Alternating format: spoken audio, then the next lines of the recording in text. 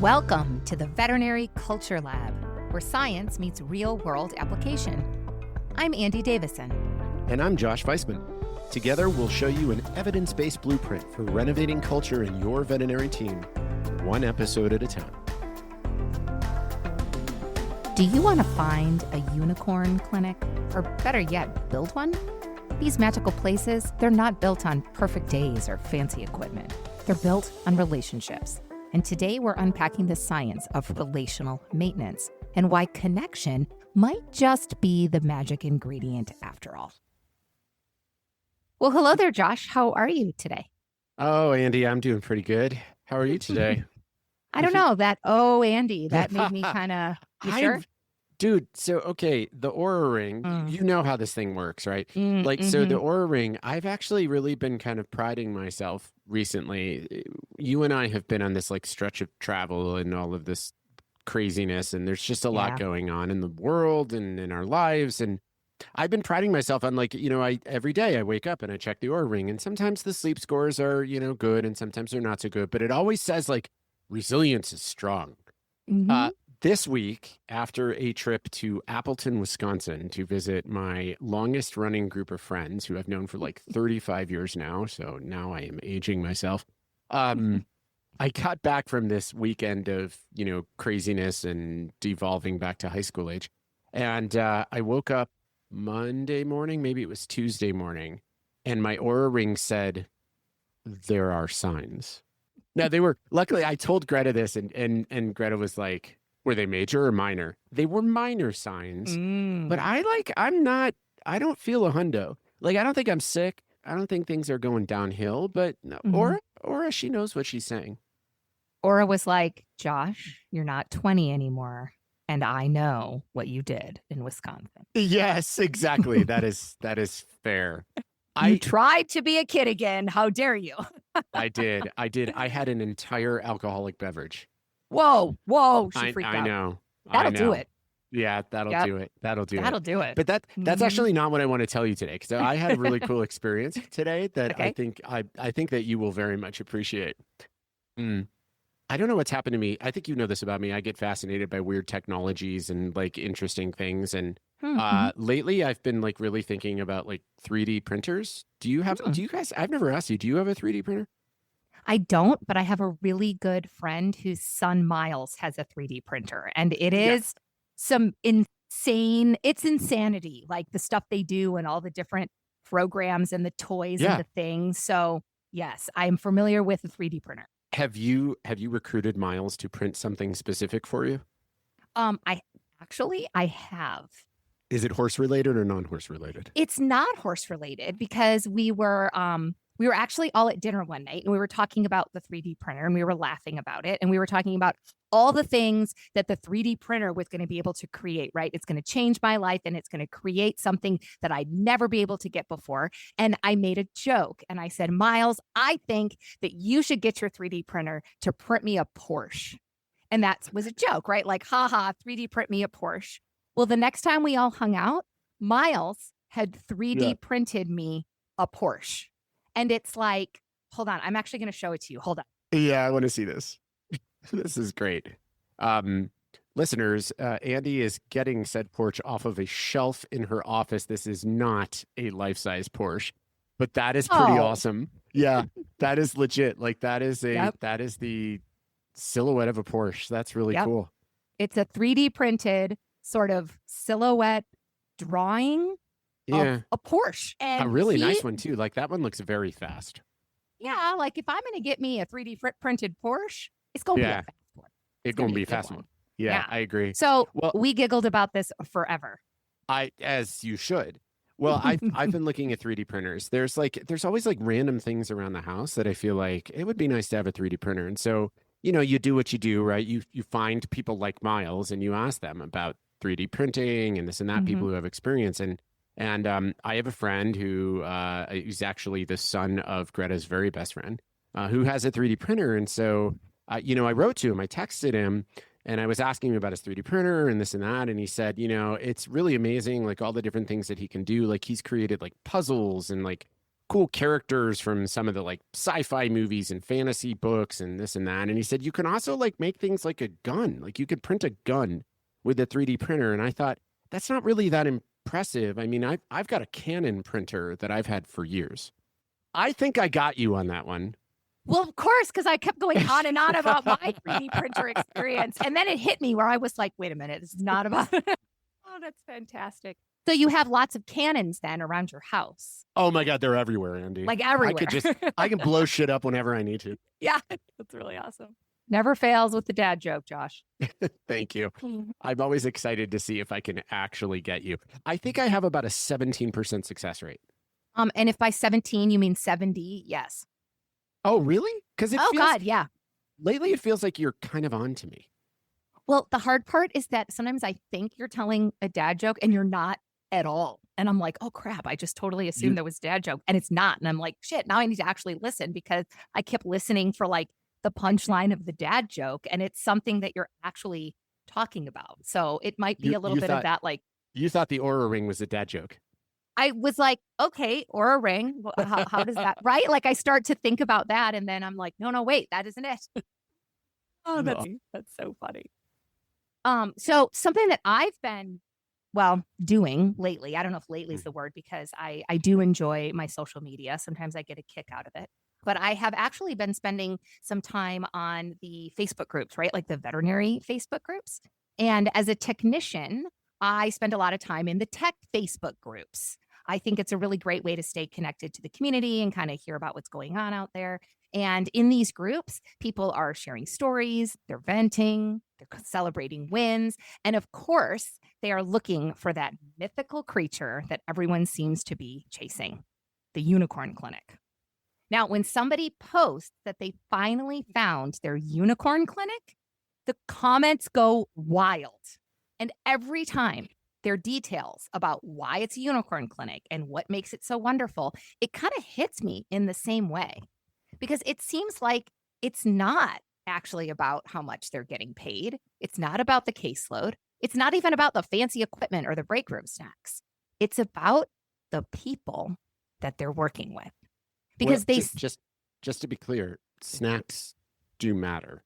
Oh, snacks matter. I think it's probably people first and then snacks like very close behind. Close second. Because snacks matter. But the people always really stand out, right? You always hear them commenting about the teams that they work with, how they actually like the people that they're working with, how they feel supported at work, and that they look forward to going in every day. And that's the magic of a unicorn clinic. It's a place where teams work. And no, in this instance, I don't mean show up on time, answer the phones, and fill the prescriptions work. I mean teams where connection and communication feel easy, where people trust each other enough to laugh.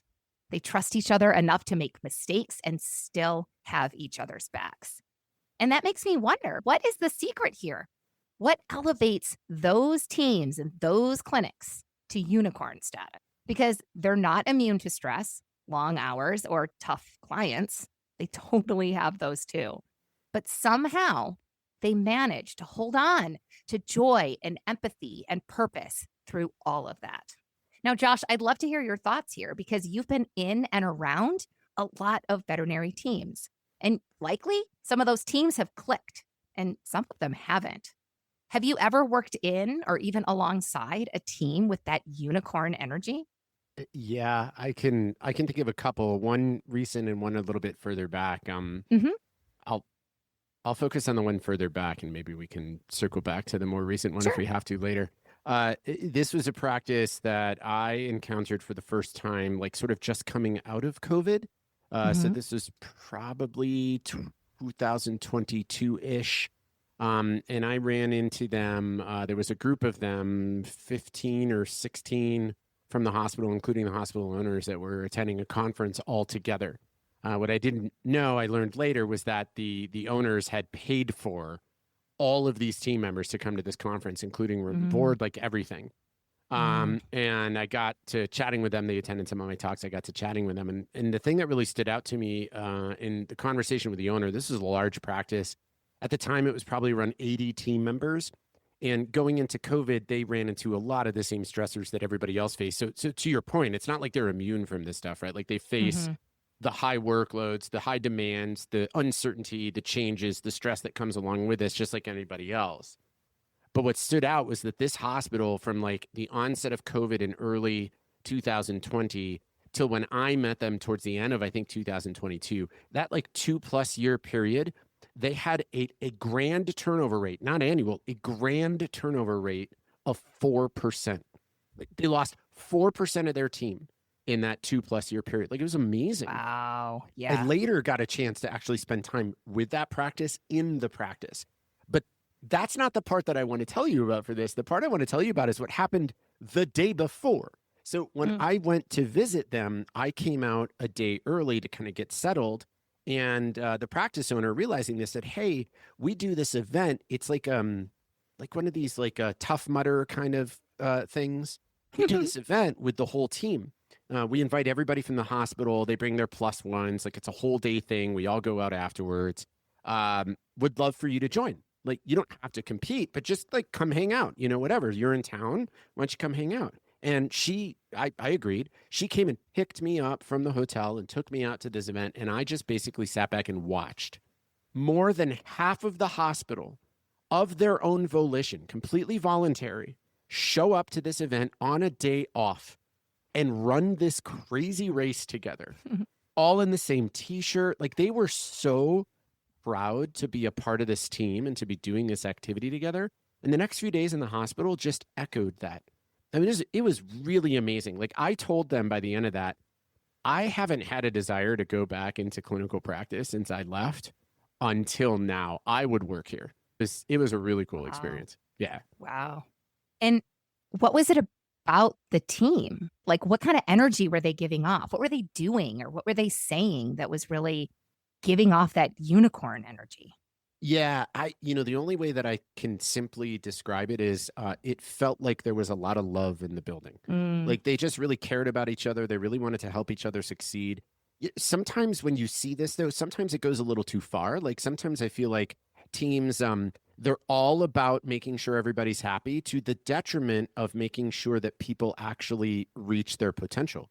You know, it's don't hurt anybody's feelings, don't push anybody, right? And that actually is not very helpful. This team had this combination of, Andi, I care about you and I really want to see you do well. And I know what you're capable of, and I'm going to help you achieve that. Sometimes that means I'm going to have your back. Sometimes that means I'm going to run that journey with you. Sometimes that means I'm going to say to you, hey, you're falling a bit short of what I think you can do. Let's talk about how we can get you back on the right direction, right? They exemplified that. Like throughout the hospital, it wasn't just like the people in charge. The whole team did it. It was really cool to watch. Yeah, that is amazing. And how cool to see that both in and out of work, right? I mean, even though it was a quote unquote work event, the Tough Mudder, it was still not required. And you still got to see people show up and be proud, and people show up and all wear the same t-shirt, like willingly, you know? Yeah. And then to see that in the hospital, to see how they can kind of take those relationships and bring them into the work environment and kind of maintain that connection and that, hey, I got you, and that feeling. That's a unicorn clinic, right? Yeah. 100%. 100%. Absolutely. And that's exactly what today's conversation is going to be about, because we're going to dive into a study that looks at how coworkers maintain their relationships and how those everyday communication habits determine if people feel like they belong or if they feel burnt out and alone. It's research that basically puts science behind what it means to be a unicorn clinic. Because it turns out these teams, they are not just lucky, they're intentional. And they maintain their relationships in the same way that they maintain their patients' health, with consistent care and communication. So the study that we're going to look at today, it was published back in 2012 in the Journal of Business Communication by two communication scholars named Paul Madlock and Melanie Booth-Butterfield. The article is titled The Influence of Relational Maintenance Strategies Among Coworkers. And of course, I will link this information in the show notes to anybody that wants to dive deeper into this article, because it's a really great example of what happens when communication research and workplace well-being intersect in the name of science. Because these scholars, they asked a question that feels surprisingly relevant to veterinary life. They wanted to know, do coworkers actually maintain their relationships?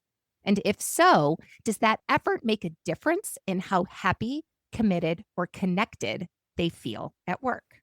Now, Josh, when I say relational maintenance, it might sound a bit like corporate jargon, but it's actually a really human thing, because it's not necessarily about fixing broken relationships. It's about keeping good ones healthy and the daily communication habits that help us show each other that we care, stay connected, even when the work is stressful. This study, it surveyed 276 full-time employees from all different kinds of organizations: education, service, government, manufacturing, and it looked for patterns in how people communicate at work. They identified 7 relational maintenance strategies. So the ways that people intentionally nurture their relationships on the job. And I'm actually going to walk through each one by one real quick, because I think that you and our listeners are going to recognize every single one of them somewhere in your clinic life. The first one, they call positivity. And this one is all about energy. It's choosing to interact with people in a cheerful, encouraging, and optimistic way. In vet med, positivity sounds a bit like, hey, we've got this, instead of, oh, we're never going to catch up. Or maybe it's that tech that brings humor into a tense moment to lighten the load a bit. Positivity, it doesn't erase stress, but it changes how we experience it together. Now, openness was number 2, and that's all about honesty and transparency, sharing what you're thinking or feeling in a way that builds trust. It might sound like, hey, I'm kind of struggling with this case. Or, Josh, I realized I was a little short with you earlier, and I apologize for that. It's not about oversharing, but it's actually about authenticity. By the way, Andi, apology accepted. Thank you. I know I can be a big bee sometimes. Look out. Not at all. Not at all. Okay, the next one is assurances. And this one is actually one of my personal favorites, because it's such a small thing that comes with a really big payoff. Assurances are the way that we remind each other that we're valued and that we matter. So think of a vet telling a CSR, hey, you handled that client beautifully. Or maybe a manager telling you, I'm really glad that you're a part of this team. In vet med, where days feel like they're hard, emotions can run high, hearing that you matter can completely shift what it feels like to walk into the clinic every day. The next one comes as no surprise, because it's social networks. This one is about sharing connection, finding common ground through friendship and humor, or even small traditions. In a clinic, it might be that running inside joke about the whiteboard, or maybe a post-shift coffee run, or maybe a group text full of those crazy memes that somehow get you through to the end of the week. Wait a second. Do you have a crazy meme? No, are we talking about potato machines? Oh, they're very loud. They're very loud. If you've ever heard one, Josh, you would know exactly what they sound like. I think I have. Social networks like this are really valuable, right? And small intentional things to reiterate that we're part of a group and that we're humans doing this hard work together is really important. Now, that's the first 4. And let's talk about the next one, because I kind of think this one is going to sound familiar to everybody listening. Because number 5 is shared tasks. And to me, this one is so vet med. Sharing tasks is about helping one another out, pitching in, carrying the load as a team. It's saying, hey, I'll grab that patient. Or you finish checking out Mr. Jones, I can clean up exam room too. When people consistently step in for one another, it builds a sense of belonging. And it says, we are in this together. Now, number 6, this one's a big one. It's conflict management. And it's not about avoiding conflict, but about handling it with respect and repair. Apologizing when you're wrong, listening instead of reacting, and working to uncover common goals. In a busy hospital, tension is totally inevitable. What matters is whether people can come back together afterwards. Now, what this study seems to suggest is that when coworkers practice healthy conflict management, they feel more loyal to their organization and they're able to bounce back better from those inevitable challenges that are going to roll in the door every day. Now, the last one is an interesting one. The authors call it advice giving. And I got to say, when I first read this one, I was like, whoa, wait, what? But then I kept on reading and I learned that while advice giving is about offering feedback and suggestions, it's only a useful tool when that advice is welcomed and constructive. So interestingly enough, this study found that advice giving, along with openness, actually didn't predict satisfaction as strongly as the others. So in other words, even good advice can land wrong if it feels unsolicited or critical. Now, across those 7 strategies, almost 9 out of 10 employees say that they use those things at work. But 3 in particular stood out as the strongest predictors of thriving relationships. And those 3 were positivity, shared tasks, and conflict management. And when people experience these 3 behaviors consistently, it can lead to higher job satisfaction, stronger organizational commitment, and better team cohesion. Hello, things that we're all. So when we step back and think about that in context of vet med, to me, that totally makes sense. Every time we share the load of that dumpster fire that rolls in that day, or stays kind under pressure, or repairs when something doesn't go well or a difficult conversation goes awry, we are doing relational maintenance. And that intentional maintenance contributes to thriving at work, which is a must for any unicorn clinic, right? Oh, yeah. Now, absolutely. All of this science, Josh, leads back to a theory, of course, right? Because it's science and we're doing, sciencey stuff in the sciencey way with the sciencey things. And there's got to be a theory involved. And this particular theory is the theory of interpersonal needs, which says as humans, we are wired for 3 fundamental needs in any relationship. We need to feel like we belong. We need to be cared for and appreciated. And we need to feel like we have some sort of influence over the thing that is happening to us, which is why this study and the science really clicks. Because those top 3 predictors from the study, right? Positivity, shared tasks, and conflict management, they line up almost perfectly with those 3 needs, right? That positivity, it meets our need for affection. The sharing tasks meets our need for inclusion. And conflict management, that meets our need for control because it gives us the sense that even when something is a little tense and a little bit awkward, that our voice matters and that problems can actually be resolved respectfully. So when those needs are met, people feel included and cared for and empowered. They don't just survive the workday, they actually flourish because of it. And that's what makes this research so powerful. That's what got me so excited about this article. And that's why I've been rambling on about it for however many minutes now.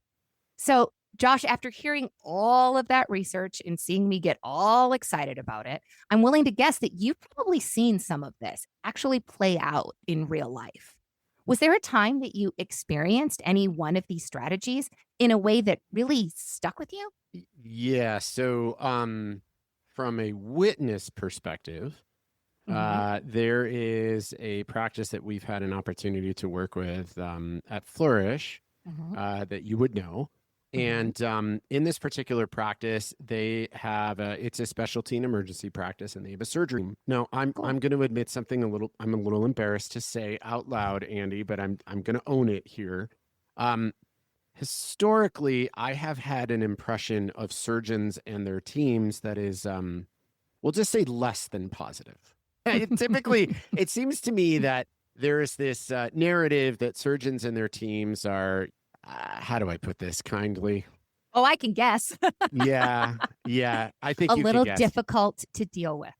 A little difficult to deal with, a little bit, Yeah. a little bit kind of, better than you. Yeah. So generally speaking, when I've encountered surgery teams, I have not felt an abundance of positivity within the team. But this particular surgery team is very different. I got to sit in at one of their morning rounds, and I watched as not the surgeon leading the rounds, but one of the technicians leading the rounds. The surgeons were present, and the surgeons participated on an equal plane to everybody else. So that, like, right off the bat kind of stood out to me.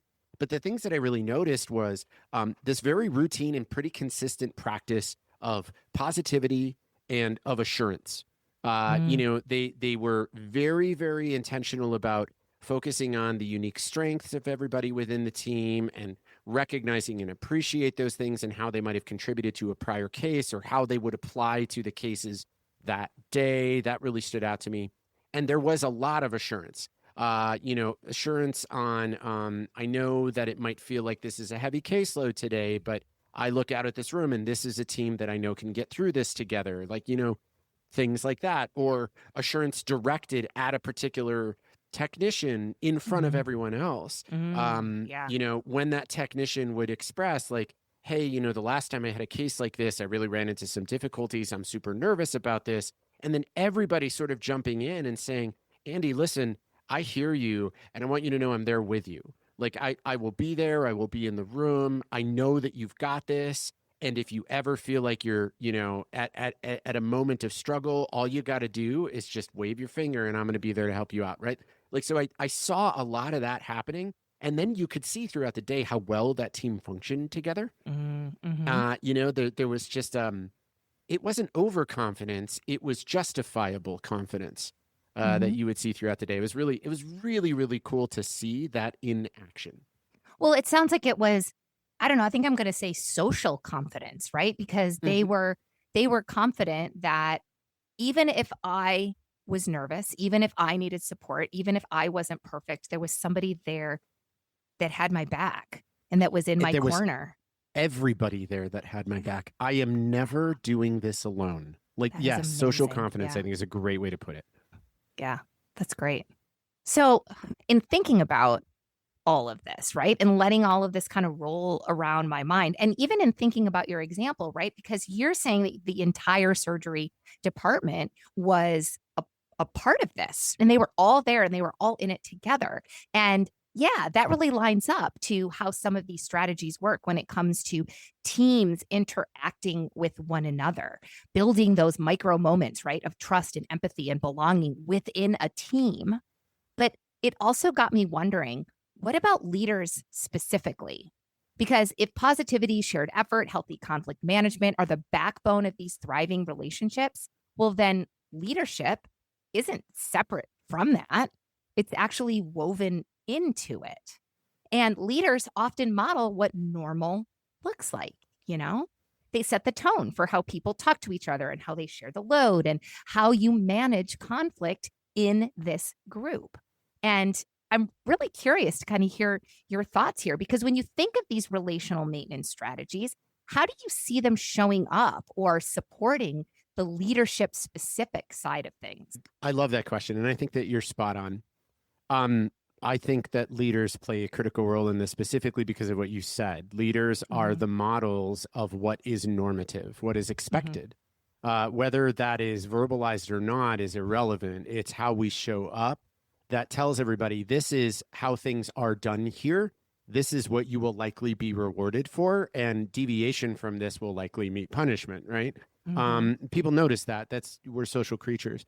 So when I think of, like, you mentioned earlier that in this study that the 3 relational maintenance behaviors that seem to have the strongest correlation to, as predictors of thriving and thriving relationships were positivity, shared tasks, and conflict management. And those are all things that I think leaders can both model and establish clear norms for with some intentionality. I think it behooves leaders to model what positivity looks like here, which means that you find routine opportunities to both privately and publicly across the team express positivity. Think about, what does positivity mean? Go back to, re-listen to earlier, or go read the study, how positivity is defined, and then look for tangible real world examples of delivering that in the day-to-day. Shared tasks, same thing. I think, we hear this all the time. People are so amazed. You've probably worked in practices where you've been like, especially in academia, I bet, where you're like, oh my God, like that equine surgeon who like is the god of gods actually was like scooping stalls with me. Right? Like, Yeah. yeah. And how that like how Yes. those kinds of, so like look for opportunities to model what sharing tasks means and looks like, because you're setting the expectation, like, I am doing this in part to show you what I expect you to deliver to others. And then going back to the positivity thing, when you see examples of both of these things, appreciate the living shit out of it. Andi, oh my God, I saw how you jumped in and helped Tess out with that task earlier. Thank you so much for doing that. I'll bet Tess felt like a little unsure, and you jumping in really gave her the confidence that she needed. Right? Like, look for those opportunities as leaders to give that feedback loop. That's what it is. It's a feedback loop. And those feedback loops are how we get repeated behaviors that then become habits and norms. And then lastly, with the conflict management, conflict resolution in a workplace environment absolutely has to start with the people with most power. We can never expect our teams to be good at conflict resolution beyond what we are able to model ourselves. That is unfair, and it will never happen. So we have to learn how to do it. One way that we can do that, obviously, is to go do it, model good conflict resolution. Take a course, like learn about conflict management. Most of us don't have those skills naturally. And so, they are acquirable skills. Acquirable, is that a word? It's going to be today. It is now. It is now. Most of those are skills that we can acquire and develop and strengthen over time. But also, that's a great opportunity for relational maintenance in advance. Invite the team in and say, listen, we are going to have these kinds of situations. There are going to be times where I'm going to ask you to do something and you're going to have a strong defensive response to it, or you're not going to understand why. There are going to be times where the caseload is going to be so high, you're going to feel like you're carrying more of a load than somebody else. These things will happen. As a team, we have to learn how to navigate those challenging situations so that we come out the other side a little bit better for it. Let us talk about in advance how we intend to do that. What do we want to do? How do we want to do it? When do we want to do it? Where do we want to do it? Let's create like rules of engagement, 3, 4, 5 of them. Simple things like you talked about rituals earlier, things that we can do. I don't know, I think of like Portlandia in the episode of the cacao episode. I don't know if you've ever seen that one, right? Like one of the best. Oh, it's one of the best. Absolutely. Folks. Cacao. Yeah. Listeners, if you haven't seen it, any Portlandia, or even if you're not a Portlandia fan, you have seen it, go watch that episode. It is amazing. But the whole point is that they had this thing. It was their safe word, right? And it's funny because it's Portlandia and the episode is hilarious and it sticks with you. But that's like, find those things. Like maybe you can have a safe word like cacao. Andi, you're starting to push me a little bit too hard right now, but I'm stressed out because there's 5 patient treatments that need to be done. I don't have the emotional capacity right now to woosah and say to you, Andi, what you're saying to me right now is not helpful. Can we have a conversation about this? There may also not be the time. But you know what I can do? I can say, Andi, this feels like a cacao moment. And that's just enough to let you know, okay, I need to give Josh a bit of space, right? Create those things in advance before stress happens. Leaders, we could play a big part in this because we can bring the team together and facilitate those conversations and then model it later on ourselves to make sure that it happens. So that's I'm off of my high horse, but I get really excited about that stuff. Oh, it's a very worthy high horse. And I'm sitting here listening to you, and there is so like in my chest, I can feel that sort of moment, right? Because when I as a leader, I was in a lot of those positions, right? There was conflict within the team that I managed and some of the, other teams that I was a part of. And I wish I had been better at those exact things, right? It's that like, I wish if I could go back and change it, I would. I want to throw one more thing in here because I'm thinking about what you were saying, and I don't want to put words in your mouth. I'm not trying to suggest a particular thing, but it's making me think of something that commonly happens to us. And a lot of us in leadership positions in veterinary medicine, we feel like we take this responsibility of leadership so seriously that we feel like we must be the be-all source of all of the solutions. And that's not helpful either. And so one thing that I'm really taking away from this paper, this is powerful research to me. I'm so glad that you brought this for today's episode. One thing that I'm taking away from this is that we probably don't do a good enough job creating structural routine opportunities for our teams to create these relationships in advance. Yeah. Right. And so look at these relational maintenance behaviors and think about, how can I ensure that every member of my team, the teams that have to work closely together, right? If you run a large organization, you're not going to be able to do this across 100 people, but you have a surgery team, you have a lab team, right? Whatever. Internal medicine, you have a general practice team, you have the urgent care team that works the late shift, the second shift, whatever it is. You can create structural opportunities to ensure that those teams have opportunities to practice positivity with each other, to practice assurance with each other, to practice shared tasks with each other, so that they can nurture these relationships, so that when the conflict comes up, they actually have the social capital to work on. Like, really, honestly, like random idea off the top of my head. If you know that two people are going to be working together for the first time, before they work together, rather than just hoping that during the shift and the unpredictable chaos of the shift, they develop a relationship, why don't you actually pay them to develop a relationship in advance? Hey, Andy, you're going to be working with Kelly next week. It's the first time you're going to be working in surgery with her. So on Monday, before your first shift on Tuesday, I'm going to give you a $50 gift card, and the two of you are going to go to TGI Fridays for lunch. And all I want you to do is just get to know each other. Maybe make it like a treasure hunt, right? Like I'm going to give you 3 things I want you to find out about Kelly and come back and tell me. And I'm going to give her 3 things I want her to find out about you and come back and tell me. Right. Like, but that's a way to like structurally create opportunities for relationship building, so that when the hard work comes, they already have some foundation to build off of.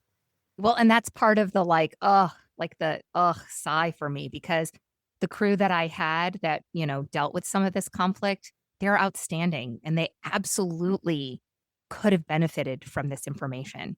Totally capable of developing those skills and laying down that foundation and, utilizing that structure. And it's just, yeah, man, yes, it would have made such a difference in the environment that I was in. So, yeah. The big thing that stands out for me with what you were just saying, right, when it comes to the leaders and leaders sort of modeling this behavior, is that, yeah, there's that inevitable sort of power imbalance that comes with leadership and team members. But when leaders are able to practice and model these types of strategies, it really evens out the scales a little bit more. Yeah, there's going to be inevitable power imbalances, okay? But if you've got leaders that remind the team that, hey, you know what, I'm human too. And, let's work through this together. And I can model this behavior and I can help you. And let's figure out what that looks like together. It makes it a more human endeavor as opposed to a more leadership team, like different roles, different places on the power line, sort of tasks that you have to accomplish. And I think that there's a lot to be said for that too, right? Reminding everybody that we are all human, regardless of the role that we're in, that we are all human. And I think that's really kind of worth mentioning too. I agree. Hey there. If this conversation is landing with you, I bet you aren't alone. Why not follow the podcast or share the episode with some of your fellow vet crew? Together, we can all be part of a community that believes that thriving in vet med is possible and actively works to build the profession we all deserve. And if you're ready to take the next step, check out our upcoming Flourish Academy Masterclass in cultivating positive team communication. It's linked in the show notes. Now, back to the Culture Lab. Okay, we've nerded out a lot to this data. And I know that our listeners are probably like, okay, Josh, okay, Andy, how do we do it? How do we take some of this science and actually implement it into our lives? Because some of these strategies, I get it. They sound simple on paper, but we know that they take real intention. Because let's be real, right? It can be really easy to lose sight of positivity, shared efforts, and conflict repair when shit hits the fan. So let's shift and focus on some of the action steps that people can implement at work, even tomorrow, that might help renovate some of their clinic cultures and help maintain some of those really valuable work relationships. Now, for me, given the fact that conflict management is such a powerful strategy and that none of us really enjoy conflict management, right? A lot of us would rather avoid it. I am absolutely raising my hand here. I would actually really like to encourage everyone to kind of set the intention to focus on that one. And a couple of little tiny approachable ways to do that could be thinking about ways to normalize conflict and tension at work. Talk about it. Don't ignore it. Try introducing short debriefs after stressful shifts. Set aside literally 5 minutes to ask the team what went well and what felt really hard. What do we need to be clear on before tomorrow? The repair does not have to be dramatic. It just has to actually happen. Now, another one involves those rituals that I was talking about earlier because they're fun and they're really unique to teams. And that's what I really like about them because teams thrive on shared rituals. Teams need potato machines. And if you can create your own potato machine surrounding conflict repair, it could be really, really powerful. Now, it can be something as simple as an inside joke, but it could also be a small hand gesture or a phrase or even an emoji in your Teams or your Slack that tells people, hey, I know you're in my corner. We're good. So, Josh, what ideas do you have to kind of throw into the ring to give people ideas of things to try at work? I'm 100% stealing the potato machine thing. I'm thinking about, okay, what would a potato machine GIF or emoji look like? And then how can I just like throw that out in Slack? Like when I feel like things are getting a bit tense, I can just throw out the, Andy, all I hear right now is a potato machine. I need things to quiet down a little bit here so I can gather myself. Yeah. No, Hashtag potato machine. Hashtag potato machine.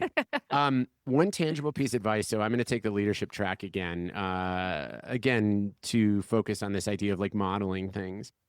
Leaders, for better or worse, are often the initial source of conflict resolution in a veterinary practice. You're the manager, you're the tech lead, you're the medical director. The expectation is you're going to have to be managing some of these people dynamics, and that's just the reality of it. One piece of advice that's been really, really helpful for me is to, when you are engaging in one of these sort of like conflict conversations, whether it's, I don't know, coaching or corrective, whether it's, telling somebody that they said something hurtful to you,